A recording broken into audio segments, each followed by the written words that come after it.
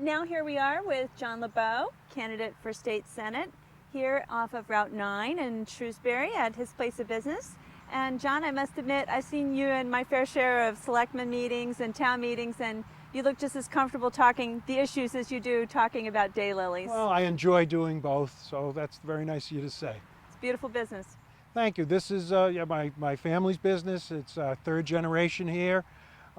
Actually, my kids have worked here too, so 4 generations. My grandfather and his brother had a farm here called Buttonwood Farm. After the war, my dad started the nursery. I've been in business here. I worked here when I was a kid, and then I've been managing the business the last 25 years. And we've seen a lot of, running a small business is a wonderful thing, but it's also a very tough thing.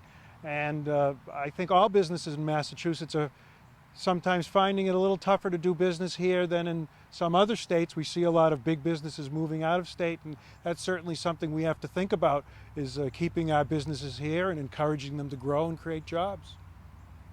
Well, that just reminds me, being on Route 9, it's a very business-friendly roadway in central Massachusetts.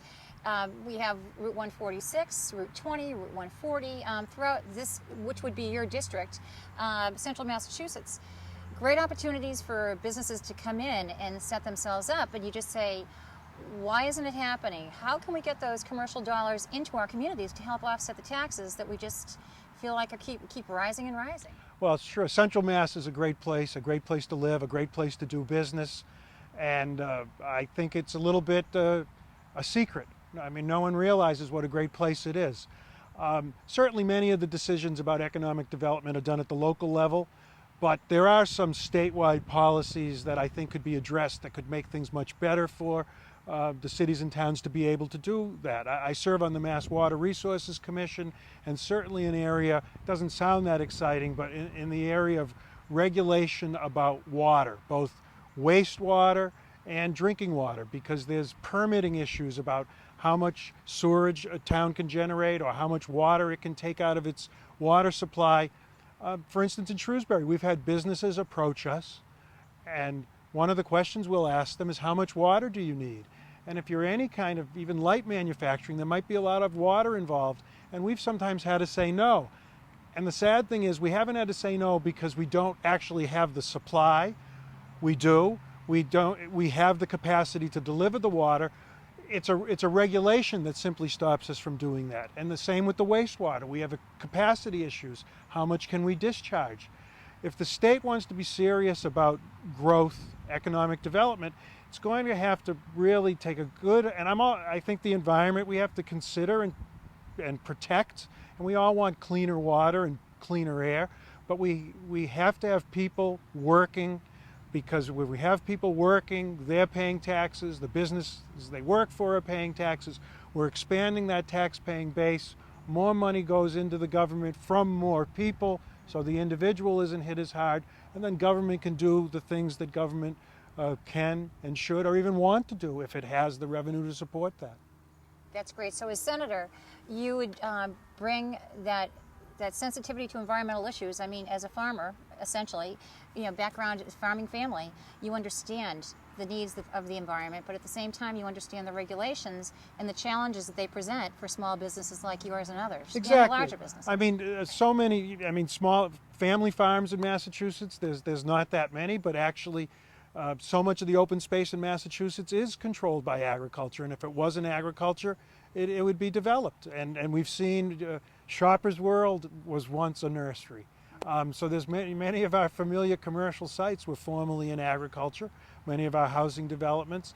So yeah, I mean, we have to protect, obviously the environment's critical, but jobs are critical too. We have to find a balance. I don't think we have a balance right now. Yep. Well, another thing I was curious about, you've been visiting all of these local communities, as you talked about earlier, and knocking on the doors, and I hear this repeated concern about finances. It sounds like people are saying their taxes are one of the biggest issues. You said it's the pocketbook issues or the wallet issues. I did read something recently that in Shrewsbury you were involved with a collaborative effort with others in the community to help address some of the heating issues or the costs of heating issues that might be coming down the pike. Can you talk about that a little bit? Sure, and it's true. As we do door knock, what we're hearing much more than anything else are concerns about taxes, the economy in general, and fuel, the concern about fuel. And granted, the economy and the fuel, those are national or global issues, but what could we try to do to help? Here in Shrewsbury, we put together a home heating working group. We brought together heating suppliers like NSTAR, our electric utility, some independent oil suppliers, some social service agencies, some town departments. We want to be able to show people what people of limited means, what programs are available to them, who can perhaps help them apply, because it's a very cumbersome system, and what we're going to have to do as a town, because at 2 o'clock in the morning when the phone call comes into 911, it comes into the local community, and we're going to have to plan on how are we going to deal with a no heat issue for someone who's elderly or having issues. So though I don't think we can solve the problem, we're making a collaborative effort here to try to do the best job we're possibly going to be able to do to get through this issue. And you're co-chairing that? Yeah, it's just two selectmen, myself and Selectman Tattaglia, are co-chairing this. We had a meeting a few weeks ago. We went out with a few action plans to try to get our emergency plans together and to try to bring all this information together, and we'll continue to meet through the summer and into the fall. That's great. I'm rather impressed because here it is, 80 degrees plus humidity, and you're talking about winter and planning ahead. Likewise, it sounds like you reach across party lines to get things done. In anything that you do, it's a collaboration of getting ideas to do what's right for the community. Well, I mean, our government makes us do that, but some of us can be better at it than others. I mean, certainly sitting in a board where I need a majority to get anything done as a selectman, or I'll need a majority to get a bill through as a senator, there has to be some give and take. There has to be some compromise. There has to be some listening to hear what other people have to say. There may be people who can make an idea of mine better. I'm willing to listen, to hear that, and to work with, and also to hear their suggestions and their plans, and ultimately to try to find what's best for the people of the 2nd Worcester District and the people of the whole state. Well, that certainly is important, and reaching across party lines and also reaching out to the voters. We need to tell the voters how to come out and help you so you can get to Beacon Hill. You need to go to www.johnlebeaux.com, and there are ways to sign up for an email newsletter. You can sign up to help, get a bumper sticker, put up a sign. You can even do online donations, and no donation is too small. You don't have a big bus running your campaign, so this is truly a grassroots effort, and we would appreciate you going to www.johnlebeaux.com. Right, and as you mentioned, I mean, certainly being in agriculture for the 3 generations, I think it's clear to say that I am the grassroots candidate in this campaign, and I certainly would welcome any and all support that the voters of the 2nd Worcester District would be willing to give me. Well, we appreciate it. John, do you have any parting words for your constituents?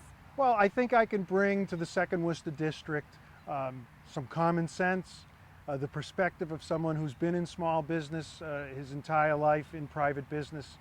I think I can go to Beacon Hill. I can work with the rest of the legislature to try to do what's best for the people. I think we need to protect the taxpayer.